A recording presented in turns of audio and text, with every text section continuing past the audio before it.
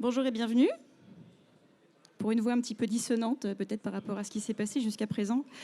Ah, le futur. Le futur, mais qui n'a pas rêvé d'explorer le futur? Mais le futur, la science-fiction, qui n'aime pas la science-fiction, là? Dénoncez-vous. C'est génial, la science-fiction. L'homme vapeur, les créatures qui émergent du centre de la Terre, là, les petits martiens qui viennent nous attaquer. On veut du futur, on veut encore plus de futur. Du futur, ah, l'an 2000. L'an 2000, vu depuis les années 60. 1959, voilà. Ça, c'est comme on imaginait Paris en 1969. Ah, c'est sympa quand même, quand on regarde toutes les autoroutes entremêlées. Et ça dit, l'an 2000, cela paraît loin. Ça n'est pourtant pas plus que de 1920 à 1959. Alors, si on fait le calcul, en 1959, 2000, 41, maths sup, maths spé, et donc du coup, 2019 plus 41, ça fait 2060. 2060. C'est marrant, on n'a pas trop de gens qui font des dessins de 2060. On n'a pas l'imaginaire très... Ça vous évoque quoi, 2060? Moi, ça m'évoque pas grand-chose, perso. Autant les autoroutes, bon, ça c'est fait, on l'a. Par contre, les voitures volantes, il y a une grosse fraude. Qu'est-ce qui s'est passé? Que fait Elon Musk? Franchement, on s'en fout des SUV électriques, on veut des voitures volantes. D'ailleurs, on s'est fait flouer là-dessus aussi, hein, je tiens à le dire, c'est quand même fou. Donc, vous avez compris que nous allons parler de futur. Je m'appelle Marie-Cécile, bonjour, Godwin, comme le point Godwin, c'est génial. Et je suis designer, je suis désolée, ça arrive. Voilà. Nous aussi, les designers, on adore le futur. Ah, ça, le futur, on aime beaucoup, on veut le rendre plus beau, plus utilisable que possible. On veut pouvoir vous livrer votre déjeuner là où vous êtes, sans que vous ayez eu le besoin de dire ce que vous vouliez. C'est merveilleux. L'UX design, moi je suis UX designer, hein, c'est terrible. Donc on passe notre temps à essayer de prédire ce que vont faire les gens. Voilà, des expériences seamless, des trucs. Voilà, on aime ça, le customer experience maintenant même. On fait des trucs, oh c'est fou ça. On n'arrête pas de créer des futurs. Petit voyage dans le temps, on est là pour ça quand même. Flashback, il y a 18 ans, ça c'est un projet du James Auger et Jimmy Loiseau, deux designers qui créent un concept de dents connectées. Voilà, donc ils créent une photo comme ça et puis ils font une petite vidéo qui décrit comment la dent connectée permet de passer des appels téléphoniques très discrètement par résonance dans votre mâchoire. Et puis ils publient ça sur Internet et ils sont contactés par les médias. Voilà, ça a fait le tour de la presse anglaise, tout va bien. Time Magazine les contacte et leur dit: est-ce que vous pouvez me donner les droits pour la photo? On voudrait le mettre, voilà. Donc la dent connectée finit dans les inventions les plus cool de 2002. Ouais, super. Ce qui est drôle, c'est que quelques temps après, il y a un biologiste physicien qui a écrit un courrier à nos deux designers en disant en tant que biologiste, je crois que la technologie décrite dans votre communiqué de presse peut causer des dommages sociaux immenses, comme des troubles psychologiques et des comportements agressifs tant au travail qu'à la maison. Pourtant, cette dent connectée n'existe pas. Et il y a juste une photo, une vidéo. Les deux designers n'avaient aucune intention de développer ce concept. Tout ce qu'ils voulaient, c'était provoquer une conversation. C'était tester l'acceptabilité sociale de ce genre de technologie. Ils ne comptaient pas du tout développer une dent téléphone. Voilà. Et au vu de la réaction des médias et de ce bienveillant physicien, ils avaient raison, ils ont eu ce qu'ils voulaient. Sans le savoir, vous avez fait du design fiction. Ouais, c'est génial, fantastique. C'est une nouvelle branche du design. Donc les designers mettent en scène des futurs dans des objets, ou alors dans des histoires, ou dans des dispositifs. Et ils s'en servent pour réfléchir au présent et pour planifier un petit peu le futur, voir si leurs hypothèses tiennent la route. On en fait un autre pour la route, un petit. Ça, c'est un projet qui s'appelle Mitigation of Shock, d'un studio anglais. Eux, ils ont carrément créé un appartement. Donc ça, c'est un appartement londonien, en 2050. Voyez, on a des images quand même du futur. La salle de séjour est quasiment remplie de modules de culture en hydroponie, surveillés par des petits Raspberry Pi. Les animaux de compagnie, il n'y en a plus. En fait, c'est des criquets, puis on les élève pour les manger, donc c'est super. Voilà, il y a des smart machins. Ils essaient de se connecter à un réseau Wi-Fi qui n'existe pas. Le smart fridge dit il n'y a plus de lait, à part qu'il n'y a plus de supermarchés qui ont du lait. Donc c'est drôle. Voilà, au milieu des tasses de café, des jeux d'enfants, il y a des messages un petit peu alarmants sur l'état du monde. En fait, l'objectif de ce genre de projet un petit peu bizarre, où on peut rentrer dans un appartement qui nous projette en 2050, c'est de rendre compréhensibles et tangibles des concepts hyper compliqués du type le réchauffement climatique. Voilà, un truc qu'on n'arrive pas trop à comprendre. Bon, j'avoue que là, ça fait plus froid dans le dos que la dent connectée. Hein, c'est moins drôle. Donc le design fiction, ça sert à explorer des futurs. Voilà. Mais vous savez quoi? Vous aussi, vous ouvrez des futurs, comme les designers. Oui, vous ouvrez plein de futurs. Mais comment vous faites? Bah oui, voilà, on se projette, on aime on passe notre temps à courir après les gadgets technologiques, on fait des téléphones qui se plient, qui sont transparents, voilà. On développe des technologies qui permettent de faciliter la vie des gens. Ça ouvre des futurs, ça, plein de futurs. On n'arrête pas de concevoir, en fait, des produits, des systèmes, des lois, des matériaux, des villes, des organisations, des terminaux, des sociétés. Voilà, on ouvre un tas de futurs. On n'enferme pas des masses. Pourquoi est-ce qu'on fermerait des futurs? D'ailleurs, pourquoi faire? Comment on fait pour fermer un futur? Moi, j'en ai fermé un il y a quelques années. Je me suis fait vacciner contre le tétanos. Voilà, j'ai fermé le futur où potentiellement je pourrais décéder du tétanos, par exemple. Fermer un projet un petit peu périlleux, ça permet de fermer un futur où on galère et on perd beaucoup d'argent. Fermer un futur. En fait, fermer un futur, c'est décider de se prémunir contre les risques qui se présentent à nous en faisant en sorte que ce futur n'advienne pas. Voilà, tout simple, hyper simple. Souci, et c'est pour ça qu'on est là. Il y a des futurs qui se ferment sans nous. Ah, oui, c'est Anthropocène, enfin. Qui n'a pas entendu parler d'Anthropocène? N'ayez pas peur, vous pouvez... On va en parler. L'Anthropocène, c'est une nouvelle ère. Voilà. Il y avait l'Holocène, tout allait bien, les petits mammouths, sympa. Et puis après, l'Anthropocène, l'homme est arrivé. Voilà. Nous sommes devenus une force géologique qui change la planète, littéralement. Bon, c'était à peu près le début vers la révolution industrielle, il y a 2 siècles. Et puis, bon, bah, du coup, c'est notre nouvelle réalité. On fait comme ça. Le petit souci, c'est qu'on a un petit peu oublié de prévoir que la planète changerait, en fait, quand on lui l'influençait. C'est Bruno Latour, un philosophe dont je vais vous reparler plus tard, qui dit le globe réagit à nos activités. Mince, c'est nul. Du coup, tu veux le breaking news? Voilà, je te remets le breaking news. Il est là. Excusez-moi. Si je suis en retard, c'est de sa faute. C'est bon, tu l'as? Qu'est-ce que l'Anthropocène a à voir avec nos futurs, là? Ouvrir, fermer, machin. Comment l'Anthropocène peut fermer les futurs sans nous? Eh bien, allons-y, faisons un petit peu de design fiction ensemble. Ouh, ça fait pas mal, vous verrez.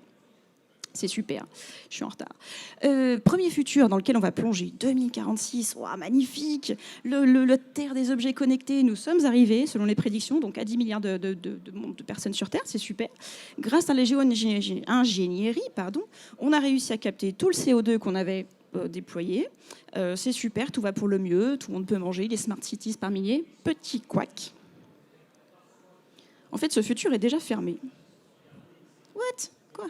Si, il est fermé. Il est infaisable, insoutenable, unsustainable, comme on dit, intenable. On a déjà calculé ça avec plutôt pas mal de précision. En fait, si on pense à la Smart City, ne serait-ce qu'à la Smart City, au Smart Object, à Internet of Things, on n'aura pas assez d'énergie, on ne peut pas produire suffisamment d'énergie pour alimenter tout ça. En 2013, l'IoT, c'était la consommation énergétique du Canada et de la Finlande. Oui. On sait aussi que la production de CO2 nécessaire pour réaliser toutes les choses qu'on aimerait bien voir nous empêchera d'arriver à ce futur. Voilà, ça va se fermer avant nous. Il n'y aura plus assez d'endroits vivables sur Terre pour pouvoir le faire. Petit frisson dans le dos quand même, c'est pas GG. Le problème, c'est que ce futur-là, il est fermé. Donc tout ce qu'on peut en faire, c'est le deuil. Malheureusement. Allez, 2059. Business as usual, c'est le scénario où on fait rien. En gros, si on essaye d'aller vers le futur dont je viens de vous parler, on arrive à celui-là, en fait. À celui-là où toutes les ressources naturelles et non renouvelables ne se sont pas renouvelées. Attention, un gros challenge là, les ressources renouvelables ne se renouvellent pas. Non renouvelables, pardon, ne se renouvellent pas, c'est chaud. Bref, ça c'est ce qui risque de se passer, c'est pas génial. Voilà. Si on change rien de notre mode de vie actuel, il peut très bien y avoir des petits, gros, moyens effondrements à court ou moyen terme, long terme. Et ça va être un petit peu problématique.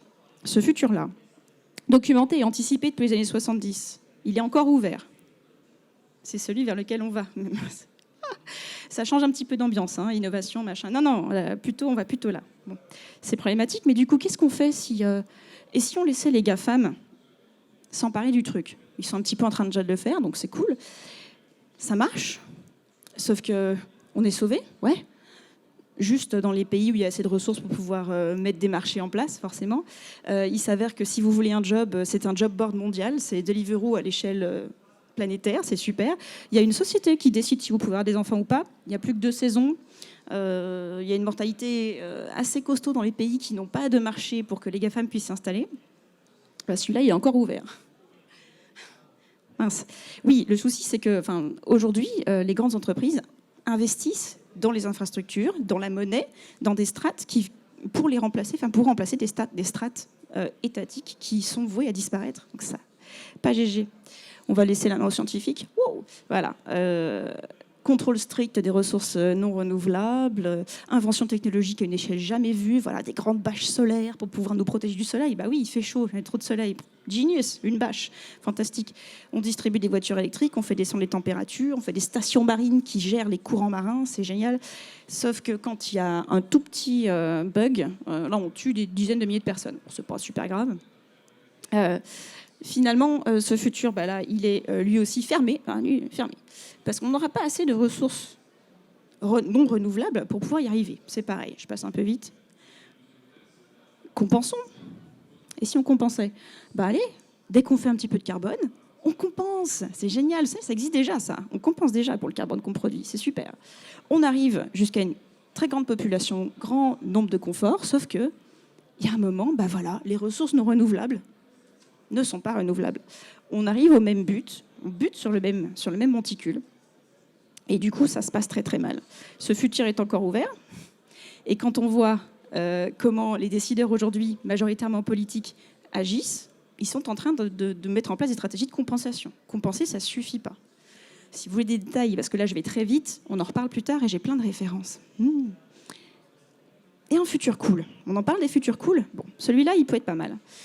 Un futur soutenable, où on décide d'éliminer ce qui ne nous sert à rien. Voilà, de réduire la place de la voiture volontairement dans les villes, de végétaliser, de tout réparer au lieu de jeter. Ça peut exister. Les conséquences sont géniales. On peut rester en dessous des fameux 1,5 degrés dont parle le GIEC. On pourrait potentiellement avoir des vies moins confortables, certes. Voilà, il y a moins de trottinettes, il y a moins de bars à sushi. Mais pour le coup, on survit très bien, pas mal.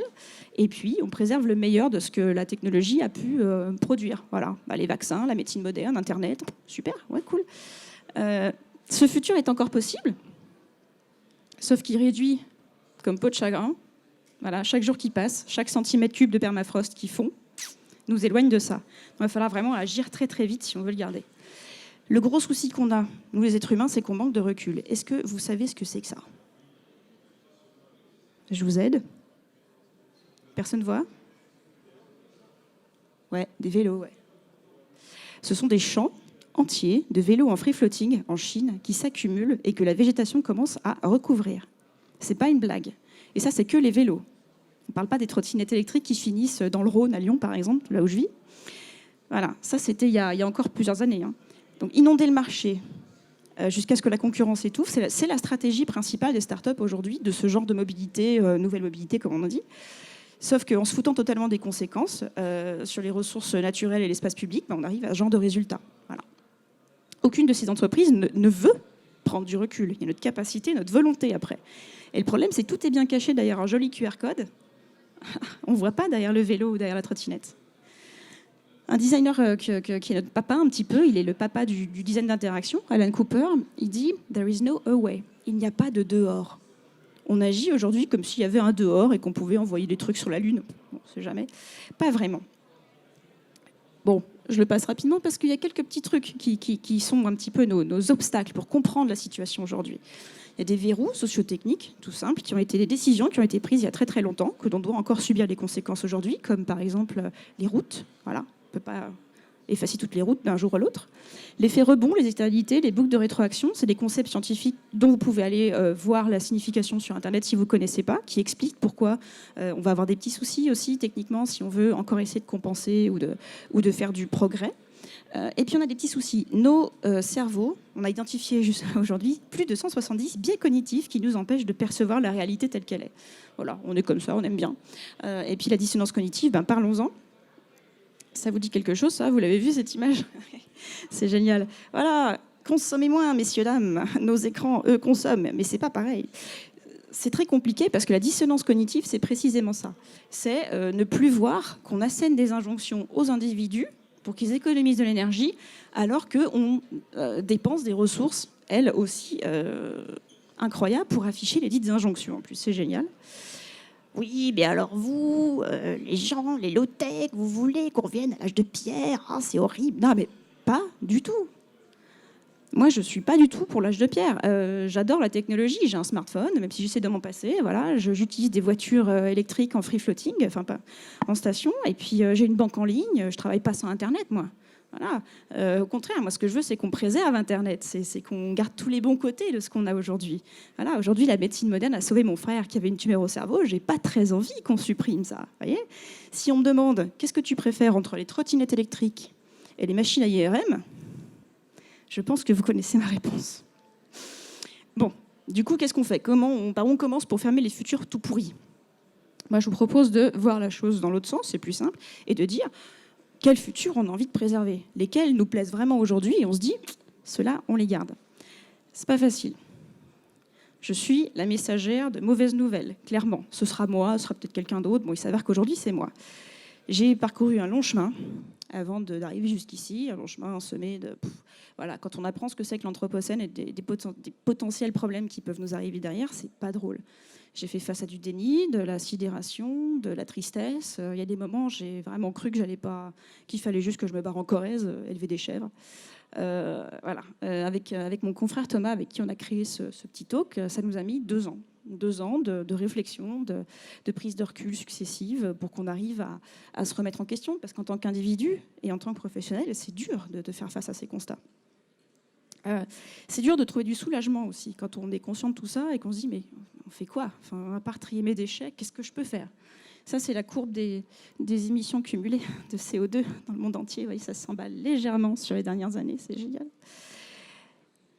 Bruno Latour, un monsieur que je vous conseille sérieusement d'écouter et de lire, dit comment est-ce qu'on peut accepter de se tourner volontairement vers la sobriété quand on allait tranquillement vers un monde de progrès. C'est très dur, je vous parlais de deuil, mais c'est vraiment de ça dont on parle. C'est faire le deuil de quelque chose. Je suis loin d'être seule à faire ce deuil.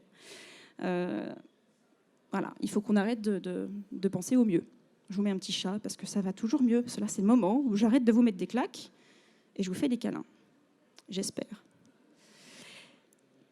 J'ai pas vraiment le moral parfois. Et je me dis justement, va lever des chèvres. Peut-être que tu te sentiras un peu plus utile au monde. Et puis, quand je tourne le truc dans l'autre sens, je me dis, bon, Marie-Cécile, si tu essayais de te dire, dans ton dernier souffle, qu'est-ce que tu pourras te dire que tu as fait? Si jamais les choses tournent mal, au moins j'aurai ça pour moi.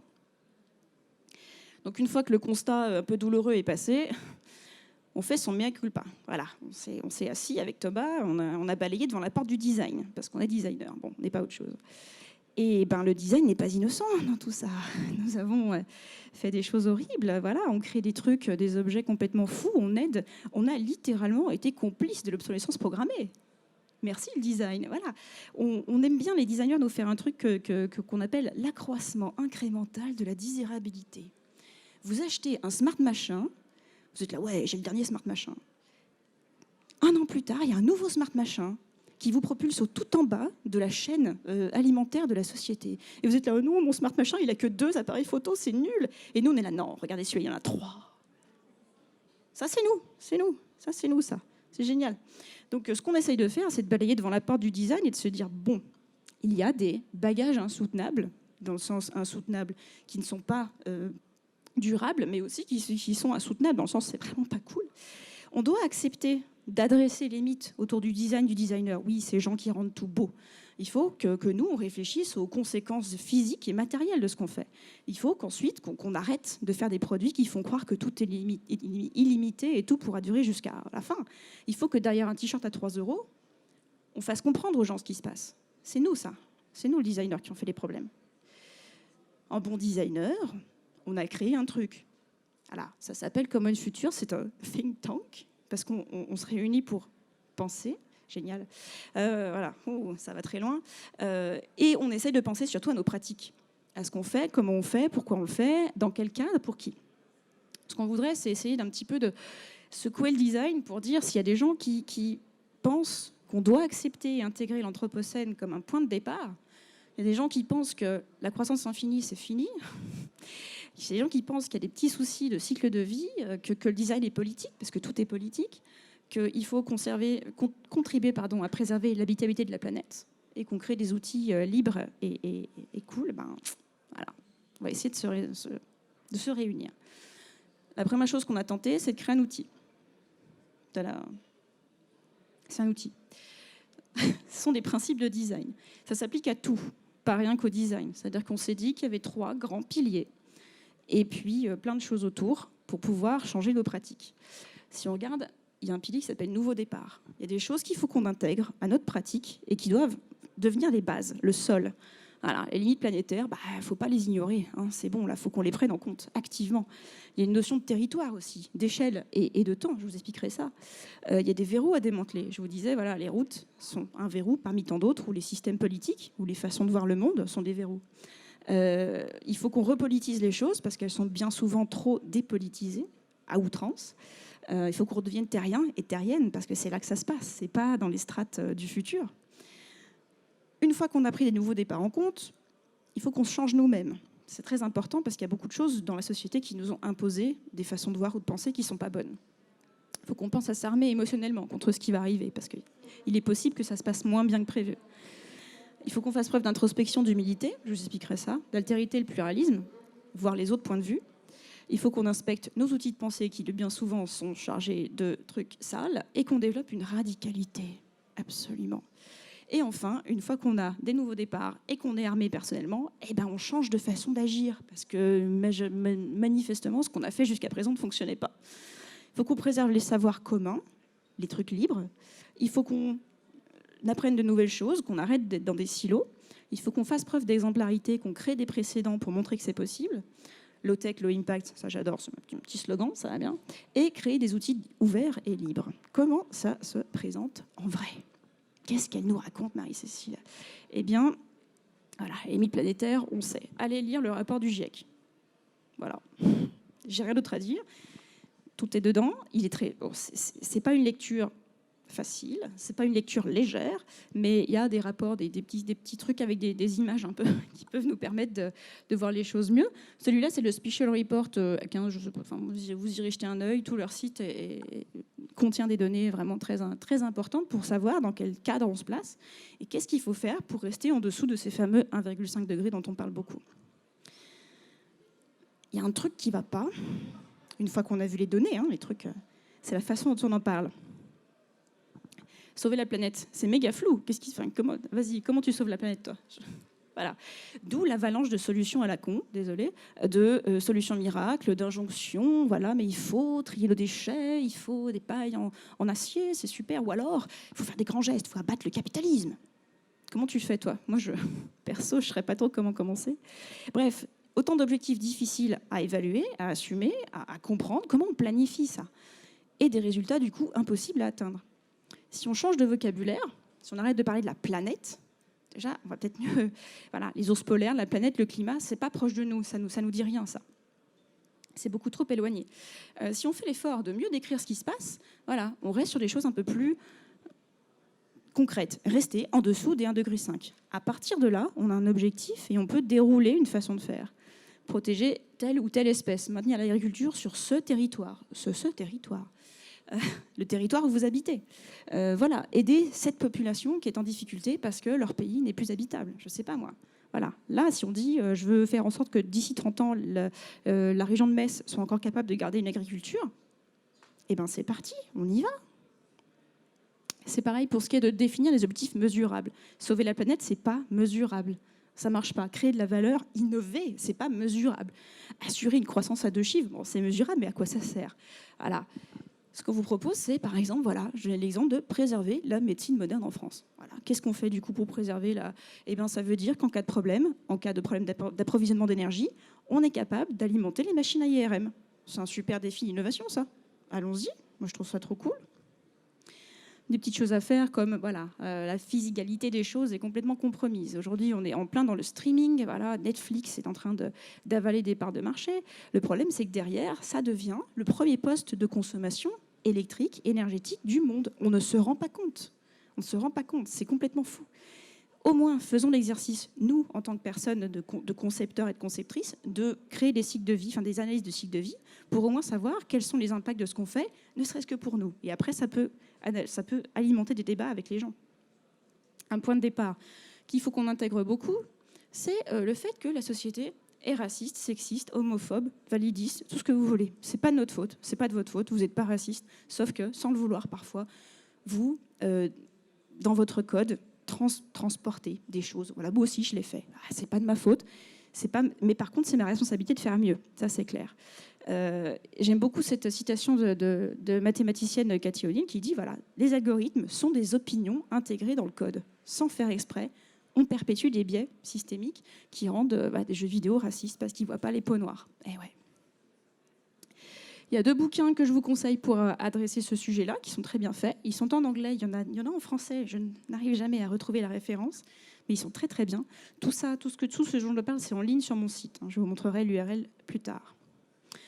Donc une fois qu'on a le nouveau départ, changeons-nous, puisque, instant philosophie, le changement vient de l'intérieur. Oui, messieurs, dames. Le changement vient de l'intérieur parce que c'est ce qu'il y a de plus simple à accéder et c'est ce qu'il y a de plus simple à changer. Simple. Oui, c'est pas simple. C'est le plus proche de nous, on va dire. On va pouvoir impulser le changement le plus rapidement possible, en tout cas. En tout cas, c'est plus contrôlable que l'État ou je ne sais quoi. Et le changement vient de l'intérieur, il faut vraiment qu'on se dise qu'il n'y a pas de responsable dans cette histoire. C'est pas la faute, la faute des migrants, c'est pas la faute des pailles en plastique, c'est pas la faute du capitalisme, c'est pas la faute des gens qui prennent l'avion. En fait, il n'y a pas de responsable, il n'y a pas non plus... Enfin, voilà. On aime bien, nous, les humains, avoir des petites histoires comme ça, où il y a un méchant. Il n'y a pas de méchant, là. C'est compliqué. Et du coup, il n'y a pas de meilleur combat que les autres. Oui, c'est la faute des véganes, ils desservent leur cause. Oui, ça sert à rien d'accuser les honnêtes gens, vous allez les dégoûter de l'écologie. Il ferait mieux de faire autre chose que de bloquer des ponts. Ben non, en fait, toute action est valide et toute façon différente de présenter les choses peut amener quelqu'un à réfléchir et à se dire « Ah, en fait, ouais, pourquoi pas ?» Personne n'a raison, mais personne n'a tort. Un petit exemple, quand je vous parlais d'inspecter les outils de pensée, qui connaît ce bouquin ? Je pensais qu'il y aurait plus de gens, mais c'est bien, c'est super. Frédéric Laloux est allé étudier des entreprises qui n'ont pas la croissance exponentielle comme objectif et qui pourtant sont pérennes et rentable. Oh, rien que d'y penser, je trouve ça vraiment horrible. Allez jeter un œil à ce bouquin parce que vraiment, ça fait réfléchir sur la manière de gérer nos organisations et de créer des choses et juste de changer le focus, de se dire le profit, la croissance exponentielle n'est pas la seule rhétorique possible. C'est super bien. On dit beaucoup qu'il faut qu'on écrive nos histoires, parce que toutes ces histoires-là que je vous raconte, c'est pas très agréable. Si vous êtes là, c'est qu'il y a eu quelque chose qui s'est passé quand vous avez lu le titre de mon sujet. Donc, je vous invite à raconter votre histoire. Voilà, je fais ce talk un peu partout. On l'a fait dans des boîtes de tech, dans des conférences agiles. Il y a plein de gens qui viennent nous voir après, qui nous disent « Mais comment je fais ? Moi, voilà, j'ai vécu ça, j'ai vécu telle épreuve. » Racontez vos histoires parce que peut-être que vous allez raconter vos histoires et ça parlera à quelqu'un d'autre. On a une petite communauté. Si vous voulez nous soumettre vos histoires, votre façon de vous être éveillé à l'effondrement, à ces choses-là, ça nous intéresse. Bon, maintenant on fait des trucs. Ouais. Qu'est-ce qu'on fait ? Des preuves de concept. Voilà, on parlait de MVP dans la conférence juste avant. Voilà, de POC, de POC. Faites des POC. C'est bête, mais quand on fait quelque chose et que quelque chose existe, il n'est pas... Enfin, voilà, on peut en discuter et on ne peut pas le nier. Si ça existe, c'est que c'est possible. Merveilleux. Preuve de concept importante, mon collègue Gauthier Roussy, qui a fait un guide de conversion au web low-tech qui montre qu'on peut faire des sites jolis, dans la limite du possible, hébergeables sur des Raspberry Pi qui sont alimentés par des serveurs solaires, enfin par un panneau solaire, pardon. C'est possible, c'est faisable. Il a documenté sa démarche, il explique tous les calculs qu'il a fait. C'est vraiment super intéressant de se lire ça et de voir que oui, c'est possible de faire du vrai web low-tech. La nouvelle façon de faire. Donc, l'innovation, il faut absolument qu'on débusque ce qu'il y a derrière. Qu'est-ce que ça cache ? Derrière ces toilettes qui vont servir à 0,0001% de la population pour une utilité sincèrement discutable, l'expérience aux toilettes qui rend l'équipement inutilisable s'il n'y a pas de courant, qui utilisent des ressources précieuses qui vont ne plus exister dans les 20 ans à venir. Ces toilettes ferment des futurs, messieurs, dames. C'est horrible. Il faut qu'on arrête ça. Un défi. Prenez ce machin. Ça s'appelle un pod ride. C'est horrible. C'est horrible. C'est un vélo avec un petit carénage et puis une peau en textile. C'est pas possible. On perd toute dignité là-dedans. Rendez-moi ça. Vendez-moi ça. Faut qu'on mette du rêve là-dessus. Parce que ça, c'est vraiment un instrument fantastique qui ouvre des futurs. Voilà. Entre ça et une smart poubelle. Mais la smart poubelle, elle est plus désirable que ça. Rendons ça désirable. Formez-vous. Les nouvelles modalités d'action, ça veut dire aussi que, allez, il y a un module sur la pensée systémique. Cool, c'est trop bien, ça peut nous aider, ça. La transdisciplinarité, le fait de briser les silos, d'aller apprendre des choses dont vous n'avez pas forcément l'habitude, peut vraiment aider à changer des choses dans les manières d'agir. Encore un outil libre créé par Gauthier et son confrère Richard. Ils ont créé une extension Firefox qui estime votre consommation de CO2, pas consommation, on dit production de CO2, à mesure que vous surfez sur le web. Très intéressant. Allez voir comment ils ont fait leurs calculs. C'est fait avec le Shift Project. C'est disponible en ligne. Allez voir. Des petits exemples de quoi faire. Faites un don demain à Framasoft, à la Quadrature. Cartographier les cycles de vie dans votre entreprise. Essayez juste même sur votre temps libre de votre propre initiative. Pensez à la sobriété numérique. Comment est-ce qu'on peut, dans la boîte, au quotidien, chez vous, mettre en place ça, voilà, changer les métriques de succès. Ça suffit, la croissance. Est-ce que le bien-être, ça ne peut pas être une super métrique? Ou alors la sobriété, voilà. Je ne sais pas, moi. Faites des trucs, montrez que c'est possible. Agissez en bon ancêtre, comme dit Alan Cooper. Be a good ancestor. C'est cool, ça, quand même. Et si, toutefois, tout ça ne suffisait pas, parce que ça peut ne pas suffire, il y a une petite... Je suis désolée. Je reviens à ça, et je me dis, dans mon dernier souffle, qu'est-ce que je peux dire que j'ai fait? Parce qu'il n'y a pas de bonne solution à tout ça. Il n'y a pas de solution tout court. C'est pas un problème. C'est pas une crise qui va se passer. C'est pas une crise qui va se terminer. C'est un truc avec lequel on va devoir vivre. On ne va pas faire disparaître tout le carbone en une seconde. Par contre, on peut essayer de voir les choses de manière différente pour au moins ne pas devenir fou et folle à l'occasion. Donc, dans mon dernier souffle, j'ai envie de me dire qu'au moins, j'ai fait de mon mieux. Donc, je vous invite à faire de votre mieux et je serai ravie d'en parler avec vous juste après. Merci beaucoup.